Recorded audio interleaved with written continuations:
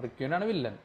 റിക്യൂൻ last ഈ Rolex ഒക്കെ പറഞ്ഞ പോലത്തെ പരിപാടി, അതാണ് ഈ എൽ3 ലീഡായിട്ടാണ് പുള്ളി വരുന്നത്. റിക്യൂന്റെ റോൾ ചെയ്യാനായിട്ട് ആദ്യം വിളിച്ച മമ്മൂട്ടിനെ സമീപിച്ചിട്ടൊക്കെ ഉണ്ട്. അന്ന് കുറെ റൂമറൊക്കെ വന്നിരുന്നില്ല, അത് കേസ് ഈ റിക്യൂന്റെ ഈ പരിപാടി ചെയ്യാനായിട്ട് മമ്മൂട്ടിനാണ് വിളിച്ച് ഈ ടെയിലെൻഡിൽ വരാനായിട്ട്. Hi, welcome back rock to talk. ഇപ്പോൾ നമ്മുടെ ഇന്നത്തെ സിനിമാ ചർച്ചകളാണ്, അതിങ്ങനെ തുടർന്നുകൊണ്ടിരിക്കുക തന്നെയാണ്. അപ്പോൾ ഒരു എന്തൊക്കെയുണ്ട് വിശേഷം? മലയാള സിനിമയിൽ ഇപ്പോൾ വലിയൊരു സംഭവം നടന്നുകൊണ്ടിരിക്കുകയാണ്. അപ്പോൾ ന്യൂസൊക്കെ എല്ലാവരും കാണുന്നുണ്ടാവും. സിനിമാ സമരം, അതായത് സുരേഷ് കുമാറും ടീമും അവരെല്ലാ കൊല്ലവും പറയണതാണ് മലയാള സിനിമ നഷ്ടത്തിലാണ്, സമരം വേണം, പൂട്ടണം, അടച്ചു പൂട്ടണം എന്നൊക്കെ എല്ലാ കൊല്ലവും എന്ന് പറയുന്നതാണ്. ഇത്തവണയും വന്ന് പറഞ്ഞു. പക്ഷെ ഇത്തവണ ആന്റണി പെരുമ്പാവൂർ അതിന് മറുപടിയായിട്ടൊരു പോസ്റ്റ് ഇട്ടപ്പോൾ പുള്ളി ഒന്ന് ട്രിഗറായിട്ടുണ്ട്. അപ്പോൾ ആന്റണി പെരുമ്പാവൂരിൻ്റെ ആ ഒരു പോസ്റ്റിന് ഇപ്പോൾ ഒരുപാട് സിനിമാ താരങ്ങൾ, സെലിബ്രിറ്റീസൊക്കെ അത് ഷെയർ ചെയ്യുക, അതിനൊരു പിന്തുണ കൊടുക്കുകയുണ്ടായി. കാരണം സിനിമാ താരങ്ങൾ പടം നിർമ്മിക്കരുത് എന്നൊക്കെയാണ് ഈ സുരേഷ് കുമാർ പറഞ്ഞിട്ടുണ്ടായിരുന്നത്. അപ്പോൾ ഉണ്ണി മുകുന്ദൻ, അജു വർഗീസ് ഇവരൊക്കെ നിർമ്മാതാക്കളാണല്ലോ. അപ്പോൾ ഇവരൊക്കെ അതിനെതിരെ ആന്റണി പെരുമ്പാവൂരിന് സപ്പോർട്ടായിട്ട് വന്നിട്ടുണ്ടായിരുന്നു. അല്ല, ശരിക്കും പറഞ്ഞാൽ മൊത്തത്തിൽ ഇതല്ലേ എല്ലാവരും അലമ്പായി. എന്ന് വെച്ചാൽ ലിസ്റ്റിംഗ് സ്റ്റീഫൻ വന്നു, അങ്ങനെ കുറേ പേർക്കാർ പിഷാരുടെ സംഭവം, കാറ്, അങ്ങനെ മൊത്തത്തിൽ ഒരു ജഗപൊകയായി. അതുപോലെ കീർത്തി സുരേഷിനെയൊക്കെ വലിച്ചിട്ടു. അതൊക്കെ അനാവശ്യമായിട്ടാണ് തോന്നിയത്. എനിവേ ഇപ്പോൾ നിലവിൽ എമ്പുരാൻ എന്ന് പറയുന്ന മലയാള സിനിമയിലെ തന്നെ ഏറ്റവും വലിയൊരു സിനിമ റിലീസാവാനിരിക്കുകയാണ്. അന്നത്തെ ദിവസം തന്നെ സമരം വേണമെന്നാണ് ഇപ്പോൾ മറ്റേ ഫിലിം ചേംബർ ആവശ്യപ്പെടുന്നത്. സമരം അത് അന്ന് തന്നെ വെച്ചത് അതിന് വേണ്ടിയിട്ടാണ്, എല്ലാവർക്കും ഒന്ന് ഇതാകാൻ വേണ്ടിയിട്ട്. അത് ഇവര് എന്താണ് ചിന്തിക്കുന്നത് എന്നൊക്കെ മനസ്സിലാവണല്ലോ. കാരണം ഓൾറെഡി സിനിമ നഷ്ടത്തിലാണ്, ഇപ്പോൾ തിയേറ്ററുകാർക്ക് ലാഭമില്ല എന്നൊക്കെ പറയുന്ന അതേ സന്ദർഭത്തിൽ ഈ ഏറ്റവും വലിയൊരു സിനിമ വരുമ്പോൾ അന്ന് തന്നെ സമരം വെച്ചുകൊണ്ട് ഇവർ എന്താണ് ഉദ്ദേശിക്കുന്നതെന്ന് ആർക്കും മനസ്സിലാവണില്ല. എനിവേ ഇപ്പോൾ അങ്ങനത്തെ ഒരു പ്രസ്ഥാനം രാവിലെ വന്നു. അതിനുശേഷം ഫിയോക്കിൻ്റെ പ്രസിഡന്റ് വിജയകുമാർ അദ്ദേഹം അത്തരത്തിലുള്ള എന്തായാലും 27-ാം തീയതിക്ക് ശേഷം വരുന്ന സിനിമകൾ, അതായത് ഏപ്രിൽ മാസത്തിൽ വരുന്ന സിനിമകൾ സൈൻ ചെയ്യണ്ടെന്നാണ് നിലവിൽ അവരെടുത്തേക്കും തീരുമാനം. എന്നാണ് ഇപ്പോൾ നിലവിൽ നമുക്കിപ്പോൾ കിട്ടിയത് വരെയുള്ളൊരു അറിവ്. അപ്പോൾ ഏപ്രിലൊക്കെ ഇഷ്ടംപോലെ മലയാള സിനിമകൾ വരാനിരിക്കുന്നുണ്ട്. മമ്മൂക്കയുടെ സിനിമ വരാനിരിക്കുന്നത്, അതുപോലെ ആലപ്പുഴ ജിങ്കാന എന്ന് പറയുന്ന സിനിമ ദിലീപിന്റെ സിനിമ വരാനിരിക്കുന്നുണ്ട്.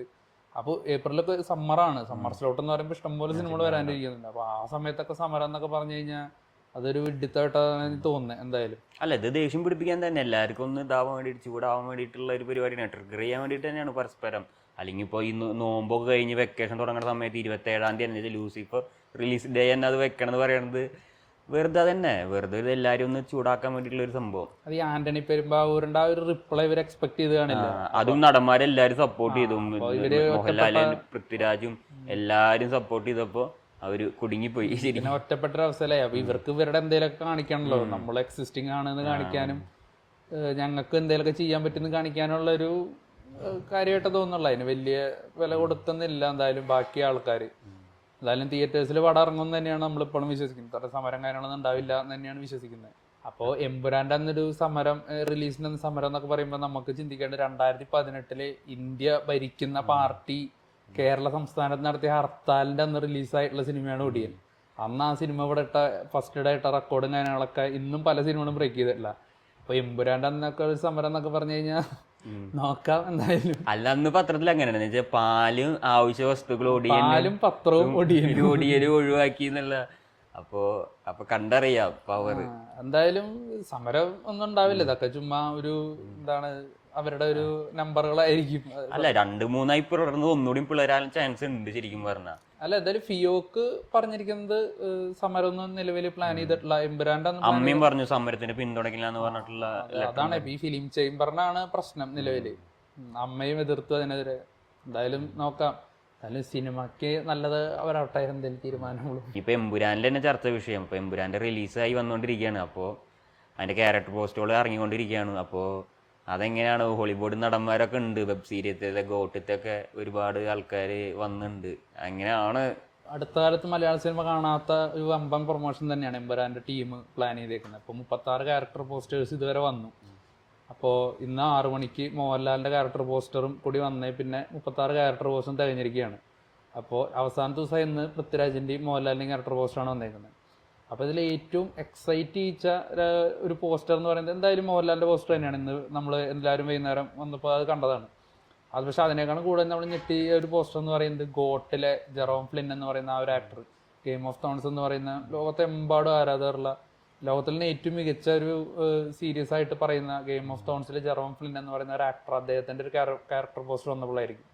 അപ്പോൾ ഈ സിനിമ ഇന്ത്യൻ സിനിമയിലെ തന്നെ ഏറ്റവും വലിയൊരു സിനിമകളിൽ ഒന്നാണ് എന്ന് കാണിക്കാനായിട്ടുള്ളൊരു ഇത് തന്നെയായിരിക്കും അത്തരത്തിലുള്ള ആക്ടേഴ്സിന്റെ ക്യാരക്ടർ പോസ്റ്റർ ഇറക്കിയത്.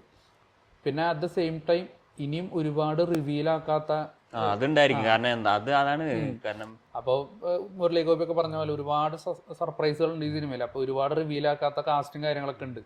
അപ്പോൾ അതൊക്കെ സർപ്രൈസ് എലമെന്റ്സ് ആയതുകൊണ്ടായിരിക്കും റിവീലാക്കാത്ത. അപ്പം ഞാൻ ചിന്തിക്കുന്നത് ഓൾറെഡി 36 ക്യാരക്ടർ പോസ്റ്റേഴ്സ് വന്നു, പിന്നെ ഇനിയും റിവീലാക്കാത്ത ഒരുപാട് ക്യാരക്ടേഴ്സ് ഉണ്ട് തന്നെ. അപ്പോൾ എത്രത്തോളം വലിയൊരു കാസ്റ്റ് ആയിരിക്കും, അല്ലെ എത്രത്തോളം വലിയൊരു കാസ്റ്റ് ആയിരിക്കും ഈ സിനിമയുടെ എന്നുള്ളതാണ്. അല്ല, ഫസ്റ്റ് പാർട്ടിലുണ്ടല്ലോ ഒരുപാട് ക്യാരക്ടറും അവർക്ക് എല്ലാവർക്കും സ്പേസുള്ള പടം തന്നെയായിരുന്നു. ഇപ്പൊ ഇന്ദ്രജിത്തിനൊക്കെ ചിലപ്പോൾ ഇതിൽ നല്ല ഇതുണ്ടാവും, കുറച്ചുകൂടി റോളും കാര്യങ്ങളൊക്കെ ഉണ്ടാവും. അതുപോലെ തന്നെ ഇപ്പോൾ പൃഥ്വിരാജനെ പറഞ്ഞെന്ന് തോന്നുന്നു ആദ്യത്തെ കുറച്ച് ഭാഗങ്ങൾ ഹിന്ദിയിലായിരിക്കും കൂടുതൽ. ഒരു ഹിന്ദി 40 മിനിറ്റ് ഹിന്ദിയിലായിരിക്കും. അപ്പോൾ ഹിന്ദി കൂടുതൽ അറിയണവർക്ക് അല്ല, അപ്പൊ മൊത്തത്തിലൊരു നോർത്ത് ഇന്ത്യ, അല്ലെങ്കിൽ എനിക്ക് തോന്നുന്നു പൃഥ്വിരാജിന്റെ ചെറുപ്പകാലാവൂലെ സ്റ്റാർട്ടിങ് ആ ടൈമില്, ചിലപ്പോ അങ്ങനെ ആയിരിക്കാം, നമുക്കൊന്നും പറയാൻ പറ്റില്ല. എന്തായാലും പൃഥ്വിരാജിന്റെ ഒരു ഫാമിലി ബാക്ക്ഗ്രൗണ്ട് ഒക്കെ കാണിക്കണ്ടാവും വിചാരിക്കുന്നു, അവന്റെ ചെറുപ്പകാലം.